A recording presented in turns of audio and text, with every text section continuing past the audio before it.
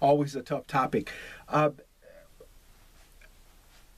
Well, you could go into any forum and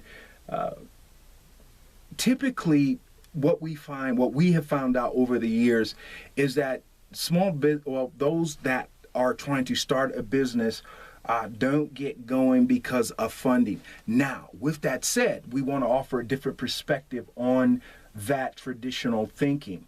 It isn't because the funds aren't available necessarily. It's just that entrepreneurs who are just starting don't necessarily understand that self-funding is a great is just a great business practice for many reasons. Now, even scored a senior core of tired executives, they'll say, well, have you asked family for money? Have you applied for a bank loan? Sure, entrepreneurs have done all of those. Many of them have done all those things, and they still fell flat on their face.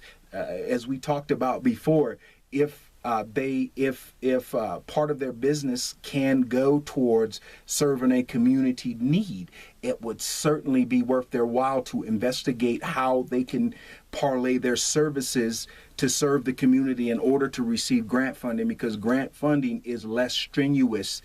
Let us say like this, it's a lot less taxing on a business than trying to repay a loan. Let's put it like that.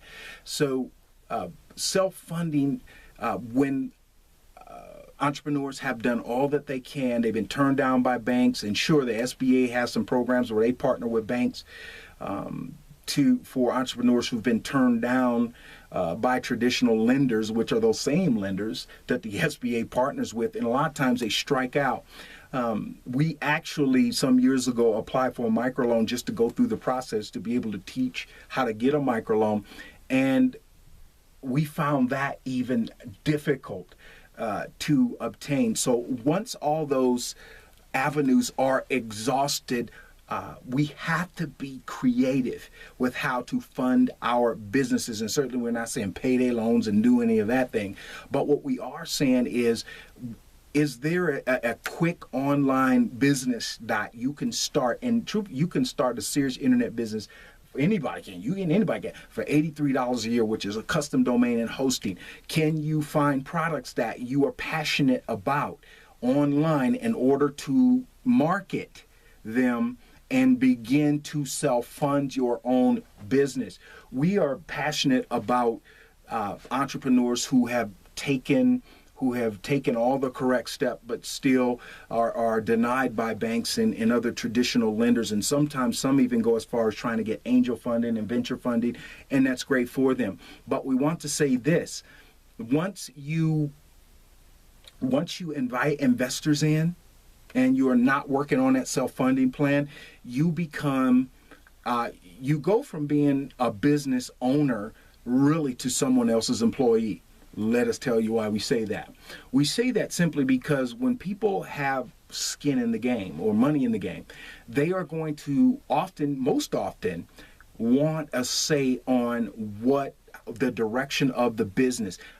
Please understand this, and whoever sees this video in the future, we have to tell you that once you invite in those people, assuming they're not a rich uncle or you don't have the inside track, they're total strangers, you met them, you pitched them, they loved you, they love the idea, and then they're really what's called friendly investors. But once you get in that, it isn't about sacrificing or putting everything on the line for collateral, because we do that without pause. That's just part of being an entrepreneur. But they are going to probably change the direction of your vision.